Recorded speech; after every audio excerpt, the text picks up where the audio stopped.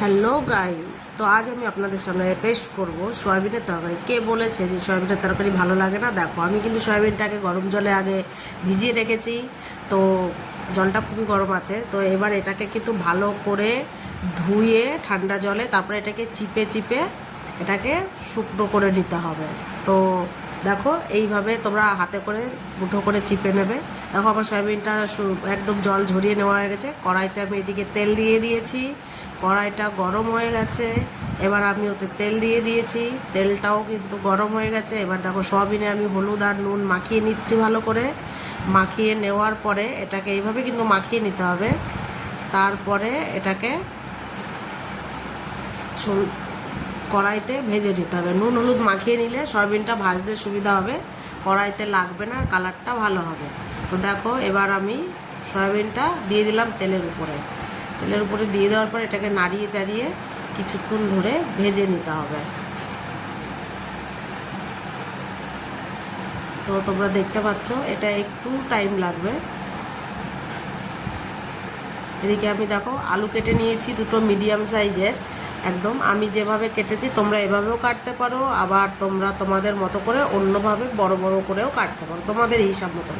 আমি এখানে মশলা নিয়ে নিয়েছি। দেখো, 6-7টা কাঁচা লঙ্কা, একটা মিডিয়াম টমেটো, তারপরে একটা পেঁয়াজ, 6-7 পিস রসুন, আর 1 ইঞ্চির থেকে একটু কম আদা। মশলাটা তোমরা তোমাদের অনুযায়ী দেবে, যেহেতু মশলাটা তরকারিটা যত বেশি হবে তো সেই হিসাবে মশলাটা হবে। তা আমি মনে করি নিজের আমাদের বাড়িতে সদস্য যদি বেশি হয়, তরকারিটা বেশি হবে, তখন মশলাটাও সেই আন্দাজে বেশি হওয়া উচিত।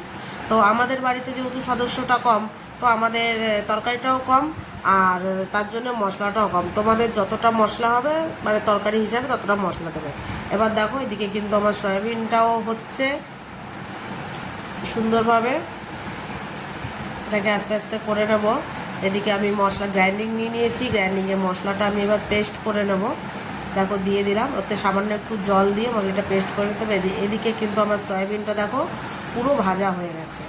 দেখো, তোমরা যদি এইভাবে সয়াবিন রান্না করো, এক থালা ভাত লোকে হাত চেটে পুটে খেয়ে নেবে।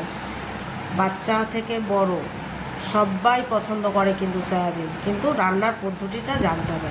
সয়াবিনটা ভাজা হয়ে গেছে, নামিয়ে নিয়েছি। সেই কড়াইতেই আবার আমি একটু তেল দিয়ে দেবো। তেল দেখো দিয়ে দিয়েছি, তেলটা গরমও হয়ে গেছে। এবার এতে আমি দিয়ে দেবো একটু হলুদ। আলুটা ভাজবো যেহেতু, একটু হলুদ দিয়ে ভাজাটাই বেটার, ওতে তাড়াতাড়ি ভাজা হয়। এবার দেখো, আমি আলুগুলো দিয়ে দিচ্ছি। আলুটা কিন্তু হলুদ লবণও দিতে পারো, আমি লবণটা দিই না, যেহেতু আমি শুধু হলুদ দিয়েই ভাজি। দেখো, হলুদ দিয়ে আমি আলুটাকে ভালো করবো। এদিকে মশলাটা আমার দেখো গ্রাইন্ডিং হয়ে গেছে, আমি পুরো ভালোভাবে পেস্ট করে নিয়েছি। এদিকে আলুটা কিন্তু আমার ফ্রাই হয়ে গেছে, এরকম লাল লাল করে ভেজে নেবে। এই পর্যায়ে যখন আসবে তোমরা এটাকে নামিয়ে নেবে, যখন এটা গোল্ডেন ব্রাউন হবে। তারপরে দেখো, আমি আলুটাকে নামিয়ে নিয়েছি। আর এবার ওই কড়াইতে একটু তেল দিয়ে দিয়েছি। এবার এতে আমি দিয়ে দেবো দুটো তেজপাতা। এবার দিয়ে দেবো একটু জিরে। দেখো, জিরেটা ফোড়নে দিতে লাগে, আমি একবারই ফোড়ন দেবো, আমি ডবল ফোড়ন দেবো না, একবারই চাপিয়ে দেবো। দেখো, জিরেটা যে ভাজা ভাজা হয়ে গেছে, আমি কিন্তু এবার ওই গ্রাইন্ডিং করা মশলাটা দিয়ে দেবো। দেখতে পাচ্ছ আমি সুন্দরভাবে এটা স্মুথলি পেস্ট করে নিয়েছি। এবার মশলাটাকে দিয়ে তাতে আমি হলুদ, লঙ্কা গুঁড়ো অল্প একটু, আর জিরের গুঁড়ো, লবণ সব দিয়ে দিয়েছি। লঙ্কার গুঁড়োটা একদম বুঝে শুনে দেবে, যেহেতু কাঁচা লঙ্কা ওর সাথে পেস্ট করা আছে। তোমরা যতটা ঝাল খাবে সেই অনুযায়ী মশলাতে ঝাল দেবে। দেখো, মশলাটা কিন্তু কষা হয়েছে। যখনই মশলার থেকে তেল ছাড়বে, মশলার গায়ের থেকে, তখনই বুঝে নিতে হবে যে মশলাটা রেডি হয়েছে। তবু এতে পেঁয়াজ রসুন আর আদা থাকে, আদাটা অত ভাজা লাগে না, কিন্তু পেঁয়াজ রসুন থাকে যেহেতু, এর জন্য মশলাটাকে একটু বেশি করেই সুন্দর করে কষে নিতে হয়, যাতে পেঁয়াজের আর রসুনের কাঁচা গন্ধটা না লাগে।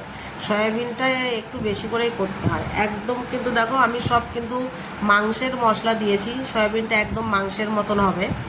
দেখতে পাচ্ছ মশলাটা হয়েছে। এবার আমি সয়াবিন আলু ভাজাটা ওতে দিয়ে দিলাম, দিয়ে সামান্য একটু জল দিয়ে দেবো। জল দিয়ে এটাকে এবার আমি একটু কষতে হবে, আর একটু ভালো করে কষে নিতে হবে, যেহেতু সয়াবিন আলুর গায়ে মশলাটা পুরো লেগে যায়, সুন্দর করে কষা হয়ে যায়। দেখতে পাচ্ছ আমি যেভাবে করছি তোমরা কিন্তু একটুও স্কিপ করে দেখবে না। দেখো কষাচ্ছি, কিন্তু দেখো কষাটা কিন্তু খুব সুন্দর গ্রেভি, এখন থেকে কালারটা খুব সুন্দর এসছে। তোমরাও কিন্তু এভাবে সময় নিয়ে হাতে ধরে ধরে করবে। দেখো সয়াবিনটা কষা হয়ে গেছে একদম, দেখতে পাচ্ছ পুরো মাংসের মতন দেখতে লাগছে। কালারটা দেখো, শুধু সেন্টও খুব সুন্দর বেরোচ্ছে। তোমাদের আমি সেন্টটা তো আর শোনাতে পারবো না, তাই দেখো এবার আমি জল দিয়ে দিলাম। ঝোলটা তোমরা তোমাদের আন্দাজ মতো রাখবে, যে যতটা তোমরা ঝোল চাও তরকারিতে। যেহেতু আমাদের ঘরে কেউ বেশি ঝোল পছন্দ করে না, তো একটু কষা কষাই রাখবো। আর সয়াবিনের তরকারি একটু কষা কষাই ভালো লাগে। অনেকে আছে পাতলা খায়, তারা পাতলা রাখবে, যারা ঝোল খায় তারা ঝোল রাখবে। এবার এটাকে আমি ঢাকা দিয়ে দেবো। দেখো ঢাকনাটা খুলে দিয়েছি, তরকারিটা আমার হয়ে এসছে কিন্তু প্রায়। এবার আমি এতে দিয়ে দেবো গরম মশলা। তোমরা কিন্তু এতে গোটা গরম মশলা শিলে পিষেও দিতে পারো, ওটা তো টেস্ট আরও বেশি সুন্দর হয়। তো আমার হাতের কাছে এখন শিলনোড়াটা নেই, তাই আমি গুঁড়ো গরম মশলা দিয়েই এটাকে চালিয়ে দিচ্ছি। গুঁড়োতেও কোনো অসুবিধা নেই, এটাও ভালো লাগে খেতে। তো এখনকার বাজারে গুঁড়ো গরম মশলাই চলে। তোমরা যদি এইভাবে রেসিপিটা করো বাড়িতে, সবাই খাবে আর খেয়ে প্রশংসায় পঞ্চমুখ হয়ে যাবে। তো আমি কিন্তু খুবই সহজভাবে তোমাদের রেসিপিটা দেখানোর চেষ্টা করি। তোমরা কিন্তু এইভাবেই করবে। ভালো লাগলে অবশ্যই লাইক কমেন্ট শেয়ার দেবে। আমার সবজিটা কিন্তু